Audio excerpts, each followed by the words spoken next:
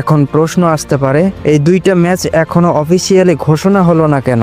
মূল কারণটা খুবই যৌক্তিক। ফ্রান্স আর ক্রোয়েশিয়া দুই দলই তখন পর্যন্ত 2026 বিশ্বকাপের কোয়ালিফিকেশন প্রক্রিয়ায় থাকবে। ফিফার নিয়ম অনুযায়ী দলগুলো কোয়ালিফাই না করা পর্যন্ত অনেক সময় ফ্রেন্ডলি ম্যাচ বা প্রিপারেশনাল ম্যাচের আনুষ্ঠানিক ঘোষণা দেওয়া হয় না। তবে সবকিছু ঠিক থাকলে নভেম্বরে যখন এই দুই দল বিশ্বকাপে কোয়ালিফাই করে ফেলবে, তখনই অফিসিয়ালি ঘোষণা চলে আসবে। এখন চিন্তা করে দেখুন, ব্রাজিলের মতো একটি দল যারা 2026 বিশ্বকাপের জন্য নিজেদের সাজিয়ে নিচ্ছে, তারা যদি ফ্রান্স আর ক্রোয়েশিয়ার মতো শক্তিশালী দুই দলের বিপক্ষে খেলে, তাহলে সেটা শুধু ফ্যানদের জন্য আনন্দ নয়, কোচ কার্লো আনচেলত্তির জন্য দারুণ একটা সুযোগ। এই ম্যাচগুলোতে তিনি বুঝে নিতে পারেন দলের দুর্বলতা, ডিফেন্স লাইন কতটা শক্তিশালী, আক্রমণে কে কতটা কার্যকর, আর কোন কোন জায়গায় উন্নতি দরকার। বিশেষ করে ফ্রান্সের বিপক্ষে খেলা মানে একরকম মিনি ওয়ার্ল্ড কাপ অনুভূতি, কারণ ফ্রান্সের মতো